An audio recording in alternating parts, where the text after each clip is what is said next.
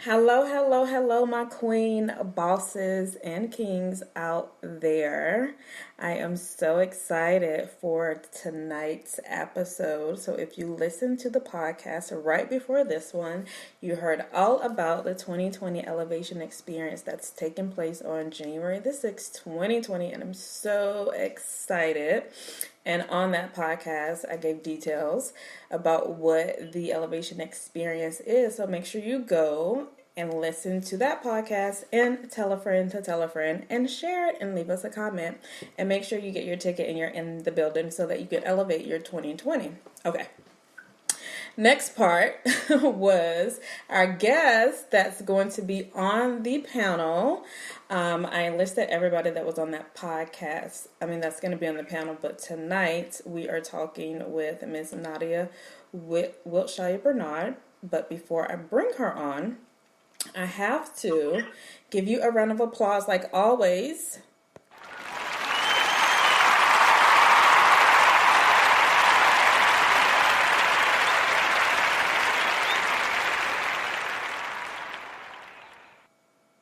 Okay, so on the last podcast, the round of applause didn't want to act right for us, but it's okay, it came back.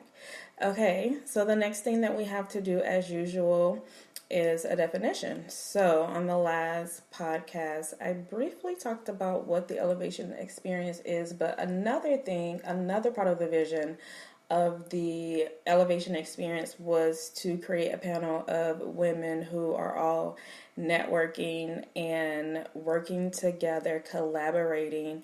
Even women who are in the same type of industry. Is actually a couple of people on the panel that are in similar industries, but are going to be talking about different things, the same industry, but just from a different perspective, just showing how you can learn from one another and still work together and collaborate. So the definition that we are going to be talking about tonight is collaboration, and that's the act or process of collaborating a product resulting from a collaboration. And collaborate means to work one with another, cooperate as on a literary work.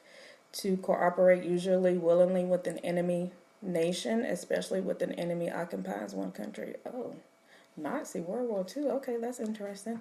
But the point is not the Nazi part. We are collaborating together, a group of women. And I'm so excited to learn from everybody on the panel.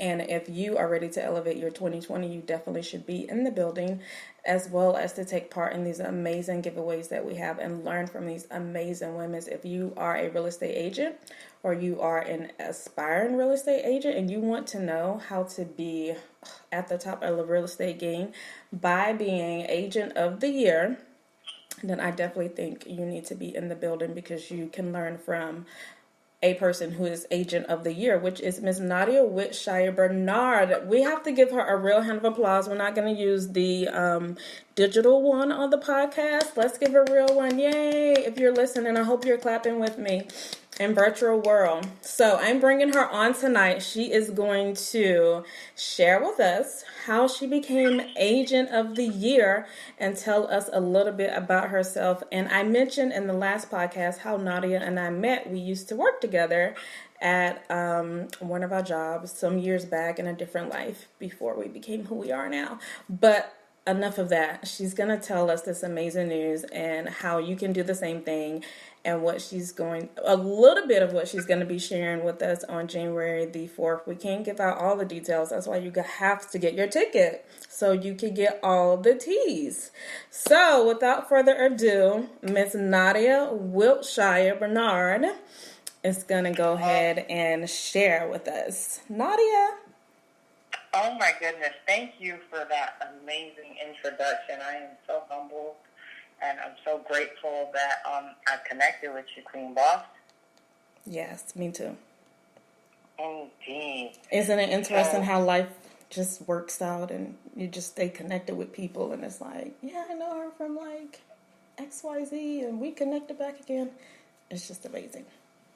Exactly, and like we can just collaborate. The power of words, right? Right. We found ways to collaborate later on in our journey, and it's so exciting. It is. Oh, it's amazing. And you don't just put it all on me. Listen, you're doing Agent of the Year. That is amazing. Like, okay, so tell me, how does that work when you become Agent of the Year? Like, the person that you're under tells you that you're Agent of the Year, or like you keep track. Like, how do you find out you're Agent of the Year?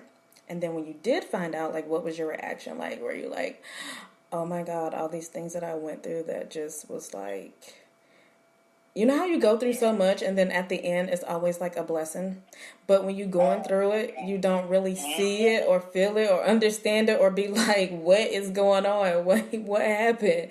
And then at the end is this amazing blessing. And I feel like that is definitely your blessing from the things that you went through in 2019 that you shared on your video a couple of weeks ago. Yes, absolutely. So, yeah. So, Agent of the Year, the way how that is collected is obviously our entire brokerage, which consists of quite a few agents. We track our sales. Okay. And so every transaction that we make, it has a dollar value attached to it. And so every year I set personal goals. Oh. I'm like, hey, here's a number that I need to be at for this year. And then I break it down under how many transactions I need to complete and so on, right? Got it. So that's kind of how that started. And we have our end of the year meeting, and then the broker told me about it. He's like, hey, you're Agent of the Year. You're the top producing agent for our agency. And I have to say that, like, I've been blessed. Yes. This has been about 4 consecutive years that I've taken that home. And it all starts with setting that goal.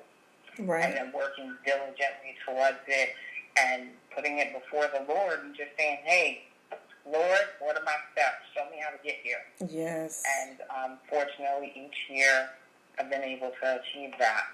Thank God for my clients, right. People that trust me along the way. Yes. Amen. Yeah, but it was amazing, and I was definitely overwhelmed and shocked because I did not think that I had that in the bag this year. Well, you definitely did. You said the 4th year? Yes, this is the 4th year in a row that I have been top producer. The very first year, we were actually rebranding our brokerage, so I was the only one on staff that first year. Dang. So that didn't count because I wasn't competing there. Got it. But yeah, the last 4 years, it's been crazy. That's good. And that's interesting, though, that you said the number 4, because the number 4 is like my number, because I wrote this poem called The 4-Year Test that, maybe I'll do it at the experience, but it's about my relationship and my marriage. And then the book that I'm a co-author in, that's about domestic violence survivors or your experience. I'm going to be chapter number 4. And then I was married for 4 years. Wow. And then I met this lady who actually came over to the Friendsgiving that I had a couple of weeks ago, and she was married for 4 years. I'm like, oh my goodness. So the number 4 is definitely a number that is always present and multiplied, and you get 8, which is a new beginning. So it's just like, okay. Hey, you take those signs and you hold on to it and you seek guidance. Mm-hmm. I'm a firm believer of that. Yes. I remember in our transaction and journey to, like, your goal of being Superwoman, number 6 was your guiding number in that transaction. Yeah. And it worked. And 106, and that's my house number and my birthday, which is oh, that's another thing. Oh my goodness, I briefly talked about that too. Okay, so let me tell y'all how when I first started this journey, I had this vision of what I wanted, and just like Nadia was saying, how she takes a look at her numbers and she breaks it down by month and by transaction and what it's going to take and how many people and all of that great stuff. So I envisioned in my head, like, I didn't want to have a house that was close to somebody, like, reach out and touch me. Like, I don't like those neighborhoods. So I know I didn't want to do that. I knew I wanted to have like a little bit of yard because most of the houses here don't be having any yard, like 0.15, 0.17 acres. Like, what is that? That's like 5 steps out the backyard and like 2 steps. That's the neighbor right there. Like, no. Like, can I have some sugar, please? Right, out the window. Just put your hand, just bit it right through the window. Like, it's just enough space if there's a fire, I think, so the house don't catch on fire. That's what I feel like. But I don't even feel like it's that much space, honestly, because they be close. And they get closer. Yeah. Anyways, so I definitely knew I wanted to have more yard, and I wanted to have a number of bedrooms to do some other things with the property in the future. And that's what I kind of had my mind set on from the beginning. And when I started looking, like, the houses, they just were like, oh my goodness, blah. And then I seen one that I absolutely loved. The kitchen was already renovated. I think the floor was done. It was on the market for like 2 days or something, and then it was gone, and I was so crushed. And the outside looked like it was a nice view, and I was like, man. And then another one in the same neighborhood, same thing. It was renovated, but it was a different color. One was white, one was like brown cabinets or something like that. Like a Tuscan color, yeah. But both of them, the floors were done. I think it was really nice. And then it was gone. And then my house was on the market, and it wasn't renovated at all. And I was like, oh my goodness, I don't even know. And I bypassed it. And then it went off the market. And then I was like, I like that street name, Sunset View. That sounds fancy. Like, I want to live on Sunset View. I want to say that. Yeah. Right? I'm like, doing so fancy. So then 106 came on the market again. And then I was like, okay, I'm going to go look at it. And then I looked, and it was off the market again. And I was like, oh my God, no, why? Bring it back, please. That was for real this time. Just hiding it for you. Listen, I was so... That's all he was doing. I was like, okay, I'm going to listen. Please bring it back for real this time. I'm going.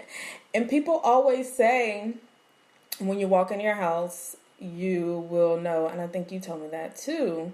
And it came back in the market, and I was like, okay, we're going to go see these houses. Well, no, first you sent me some houses, and I was like, no, those do not work. What about these? What about these? What about these? And he was like, okay, let me find out what the broker, what was his role? The broker, right? That did the listing agent. No, for the house payment and all that. What is that person? Oh, the lender. Yeah, the lender. Let me see how he's figuring it out. And then we'll see. And then I sent you some houses. And then we went to go look at some of the other options. And when I walked in them, I just didn't feel a connection. It was just like, I don't know. This is weird. And then when we came to my house and I walked in, it was like, oh my goodness, like I totally live here. Like I just felt it. And even when I was sitting on the couch, it was like, you look like you're at home. And I was like, I feel like it. Like you really know when you walk in your house that it is your house. Like you just get that feeling. Like it's so crazy. So the energy was perfect. And oh my goodness. Done with that home now. Oh my goodness. Amazing. Like you put your touch on it. And that's what I love to see. Yes. You've taken that house and you have said, hey, I am putting my phone all over this house. Yes. And it's so amazing. I'm so proud of you. Oh, thank you so much. It was such a journey. Oh my goodness. Oh my goodness. And I did a lot of the stuff myself. Yeah. Home ownership, it is one of the most rewarding things that you can experience in life. It really is. And I wanted to be so hands-on. What was that? I said I wanted to be so hands-on. Yes. And you were. And you can see the labor of love throughout that home, like the energy as you walk through it is just absolutely amazing. Oh. It's a great lifetime investment. Thank you. Shout out. So y'all make sure y'all come see the property when it's on Airbnb. That's going to be another podcast though. But yeah, see, you heard it from Nadia. She been here. It's beautiful. It's amazing. There's energy, love energy. And that's what I wanted people to feel when they walked into the house was love. Because when you're on vacation and you're visiting somewhere, you want to be relaxed and you just want to be in a serene, peaceful environment where the energy is great, and you know what I mean? You wake up and it's just like, oh, I'm so happy to be here. Just, Yeah.